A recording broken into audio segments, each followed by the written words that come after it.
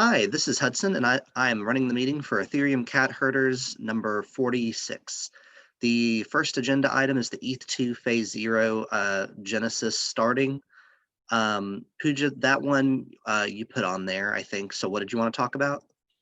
So yeah, we just wanted to provide basic information about this phase 0 genesis that we would be expecting on December 1st. So minimum deposit has been acquired yesterday. It seemed a bit of ambitious target to achieve, but it happened, and we have like over 150K ETH than that was required to trigger this phase 0 genesis. So that was the information. And if anybody else has to add something on it. Is your recommendation to release any kind of post on this, or is this just to like post on Twitter or what? I mean, if people are interested in having a post on that, that would be fine. I saw a tweet storm from you that was like prior to this. That was also good. And we would be adding it in the newsletter that is going to be released today. Okay, perfect. Yeah. I think there's a lot of news going around about it, so we don't need to put another article, a full article out or anything, unless anyone really wants to. Yep, I'm fine. Great. Okay, the next item, participation in the CLR fund.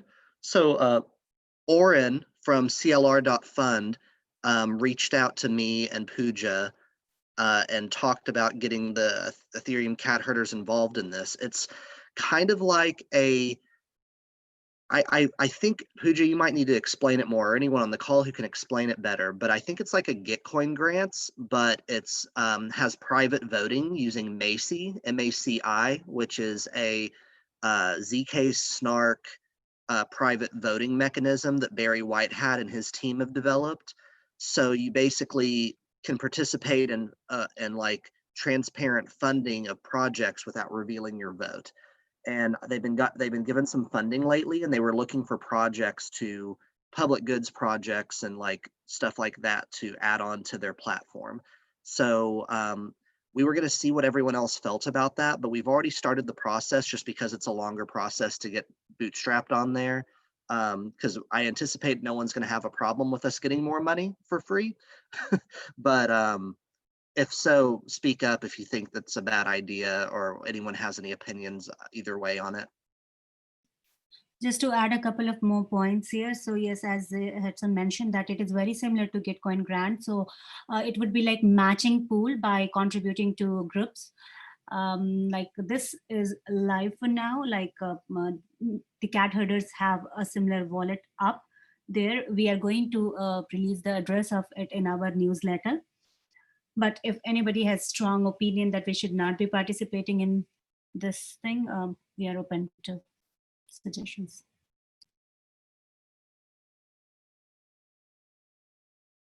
Cool. Anybody have any opinions or any suggestions on it? If not, we can move on to the next item. I didn't think this would have that much feedback. Nope, I think it's a good idea. Great. Okay, the next item up is the ECH website. I think that would normally be Alita. I don't know if Pooja, you have an update otherwise. No, I don't have. I was expecting something new, if at all is there. So we saw some progress from there. I have seen a couple of comments from there. I'm not sure. I'm not that much into technical. Maybe William or Hudson, if you can look into that and respond to that. So. I've already reached out to Alita a few weeks ago and said if you need anything while this is happening as far as GitHub permissions or whatever, just reach out. And so that's where we're at on that, I think. Great. So we'll wait for the next meeting when she comes up with an update on it. Mm-hmm. I know that she had her own repo that she was working from, and I did just find it. Give me one sec. Looks like there hasn't been any action there for the last couple of weeks, but I'll put it in chat. Okay, thanks, William. Okay, meeting notes updates. Who wants to go over that one? I can talk about the breakout room meeting, but before that, if anybody else has to mention anything about any other meeting. I could summarize the last ETH too if you want, but I'd need a couple of minutes to review. I forgot to do it beforehand. Yeah, sure.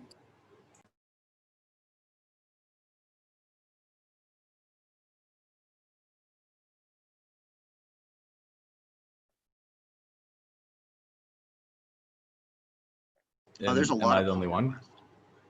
Hey, can you hear me? Oh, yeah, sorry. All I was saying was there's a lot of pull requests that are open in the all core dev repo. I need to merge these. I'll do that right now.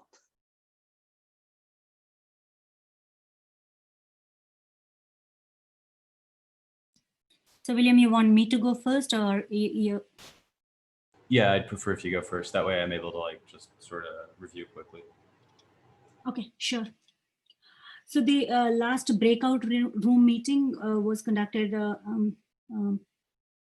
week back. This meeting was arranged to continue the discussion from the previous all core dev meeting on the transaction format specifics with respect to 3 EIPs: EIP 2930 optional access list, EIP 2972 wrapped legacy transaction, EIP 2718 typed transaction envelope. The questions that were discussed mostly were two. The number one, should legacy transaction be wrapped? Does the complexity of the client go down by disallowing the unwrap of a legacy transaction? The group mostly seemed to be in favor of that. EIP 2972 was mostly supported by people present there, although exec was not 100% sure, but he said that he would probably go with it. The number two question was, how do we format the new transaction type? Is it the right time to introduce the SSZ? There were enough support and not so strong opposition to use SSZ from people who attended the meeting. But there were some concerns, and the group wanted to hear more concerns using SSZ. For that, the next steps decided were like Piper Miriam will reach out to client devs on Discord async to check if they are willing to use SSZ implementation from the F2 clients, or if they would like to go ahead with the massive amount of testing on their own. Client teams present, Get and Besu seems to be fine with using SSZ. Open Ethereum were not sure. They said that they will confirm later. And Trinity was, of course, supporting the proposal. 2 points that were like to be discussed in future meetings or maybe in async were potential delays if SSZ is chosen to move ahead with. And the number two was like figuring out whether or not Ethereum clients are okay to have some delay if we are choosing that. So yeah, that's all about breakout room meeting 5.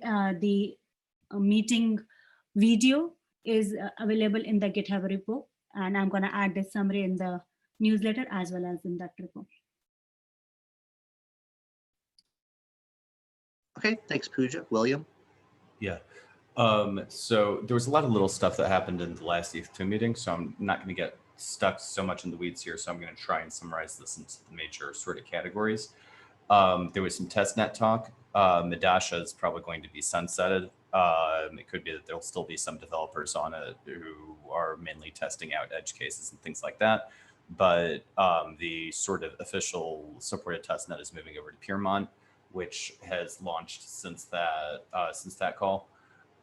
Most of the client updates had specifically to do with just getting ready for the imminent launch of the beacon chain, and congratulations Ethereum for hitting the threshold today. Little bit of talk with the spec. There was someone who put out a PDF testing performance of the different of the major different clients. I'll put that in chat. Oh, wait a second. Oh, I won't. Wrong link.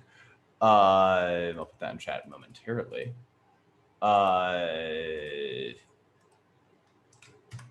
suspect that that's going to change a lot, though. One thing that did get reiterated a bunch of times is that there probably will be additional releases of all of the major clients in the run up to the actual beacon chain launch next week.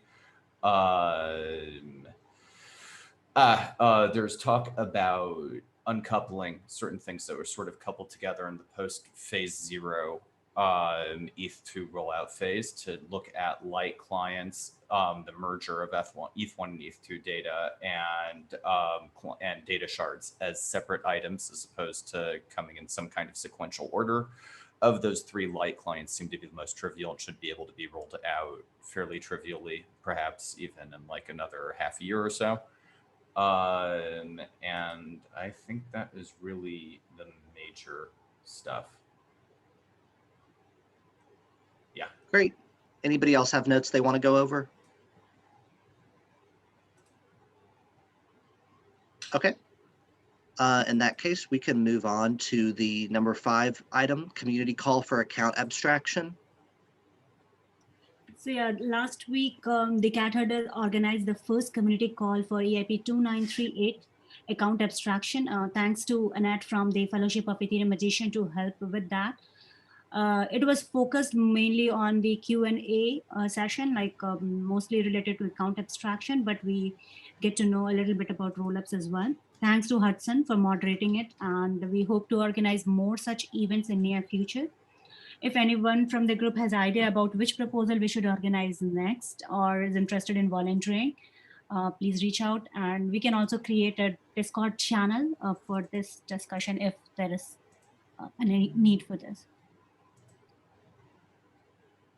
Okay, awesome. All right, what's next? Oh, Peep and Eep.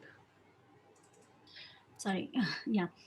So for Peep and Eep, we had 2 video released since the last meeting. One is for EIP 2938 account abstraction with Sam Wilson and Ansgar Dietrich. It was a very good session. The proposal is explained, but unfortunately we could not take all the questions that were there for this proposal. So we may be having a part 2 of Peep and Eep for this particular proposal. The next was EIP 2982, a Serenity Phase 0 with Danny Ryan. That was the first informational EIP on the show, and we discussed a lot about the process and how we are planning to move ahead with the change of statuses as per the latest change that has been introduced in EIP 1. So this is also a very good watch for people who haven't watched it before. Please go ahead and watch Peep and Eep for both of these proposals. Awesome. That sounds great. The next item is Cat Herders funding from Moloch DAO and ESP. Today, or as soon as Yalda gets back to me, I'm submitting the application for Moloch DAO funding for, I think it's for a year. No, wait, is it for a year worth of funding for the 6 months of, Herder in Chief funding? So that is happening soon. And then with ESP, I had like a brief discussion with an ESP person about Cat Herders, and we were going to wait till after the Moloch DAO stuff to reevaluate what they can do to help. So we'll just keep everyone updated on that. I may have one more update. So in one of the previous EIP meeting, like it was proposed to have, funding for EIP editors. So I was in touch with one of the Moloch people and we're discussing about that. They seem that if we can propose that in our MGP itself, like if the plan is in place, we know what funding is needed and how it is going to be distributed. And if we can come up with that, probably Cat Herders could be people who can request for funding from Moloch for this purpose as well. So I think we could. The one thing that I'm hesitant about is us asking for too much funding for too many different things. And that's why for EIP editors, having the Fellowship of Ethereum Magicians get funding and organize the dispersal for the EIP editors seems like a better fit because Magicians deals with EIPs. Yeah, I get that part. Yeah, that's all. That's cool. I mean, that was just a thought, so I wanted to share it. Sure. And if like we can definitely, if the Magicians can't handle it, we can take up doing another proposal or something like that for Moloch DAO or CLR fund or whatever else. and see what can happen there. Sounds good. Awesome. Okay, so next up, what do we have? Discuss and close ECH GitHub issues and PRs. Converting Psi to DAI, I still haven't done anything with that. Sorry, everyone. Because I got an error when that's the thing where I get an error when I try to transfer the last of our ether out of our old multi-sig. So I'll work on that. And then the rest of them are the ones that are just always there. I don't think there's any updates. So there's, the last one, staking in DXDAO, is it something that we can do anything about it, or we would like to just go ahead and close it? I'm not sure of that part. Let me see. We talked to Lane about it, and then we kind of just put it on hold. I forgot why. I think because gas prices were high. So this would be good to reapproach again. Me and Edson were talking to Lane about it. So this is something we should get through soon. So yeah, I'll bring this back up with them. Sure.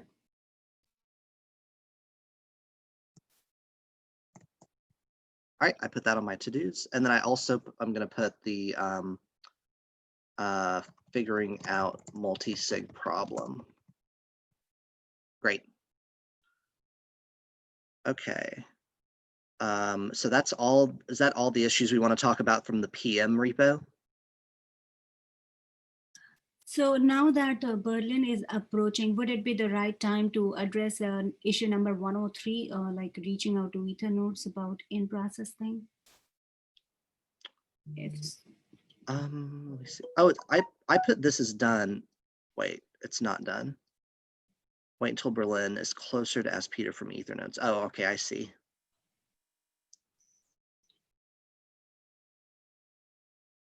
This is something that I think once they launch the site again, we should ask about, because they're not going to do anything before then. Maybe, I have seen people in Discord, cat herders Discord, so maybe I would like to mention this issue to bring it to their attention. And yeah, how does that sound? Yeah, that sounds good. Okay. And about the Besu hotfix, let me check with Tim on that so that we can close it too. Okay. Yeah, that sounds good. All right, and then that covers all of them for that. The issues in the Ethereum cat herders funding repo, I think we did transactions for these recently, didn't we? Yeah, I think so too. Other than the one that is submitted 2 days ago, I think all of them should have been done. Like people, if you can check and confirm the funds are received, you may go ahead and close the issues. Yeah, I can do that today. So I'm going to say, look at multi-sig and close issues, because I think Tim approved of a lot of them. Right. So we have created and Tim has approved. Only for William that has been opened 2 days back should not be done. But other than that, all of them should be. Okay, I'll go through and clear those out after the meeting. Mm-hmm. Let's see. Yeah, it looks like they're all successful. Okay. And then the next one up is outstanding action items from meeting 45. Action item 45.1 is hold a community call and account abstraction. We've done that. 45.2 is Pooja to create a summary of everything the cat herders have done in 2020. Summary to be completed by the end of November or December. So yeah, I'm working on it, and yeah, I'll update soon. Reach out to inactive cat herder members and get them to participate, possibly means an online job fair. That's 45.3. I was supposed to do some of that and I totally forgot. No problem. I don't know if doing it over the holidays is going to get us the best response. And it might be like new year, new excitement kind of a thing to do it in January, but that's just my inclination. That's a really cool idea. I could get on board with that. Cool. Okay. That's all the action items, and that is all the agenda items. Do we have anything else that anyone wants to discuss or add to the agenda? If we're going this fast, I'll ask if anybody's interested in ETHCC talk. Oh yeah. Like it's in person, right? It is currently supposed to be in person. I won't be going unless there's miraculous vaccines that come to my door by February. Yeah, I'm sort of on the fence. Like, it's like trying to that is basically the whole thing, is like trying to project what the state of coronavirus is going to be then, and how effective and widespread the vaccines are going to be by then. Also, it's a difficult calculation to make. Absolutely. So if I remember correctly, that last year it was you, William, who participated there. I mean, like you addressed a workshop there, right? Tim, Helena, and myself. Yeah. Right. Yeah, yeah. So I mean, I am for sure not going there, not even with vaccines. But if things get better, and if you would be interested, makes sense, right? Yeah, I'll give it a thought. Yeah. I don't know. All right. Thanks for bringing this up. Yeah. No problem. Anybody else have anything?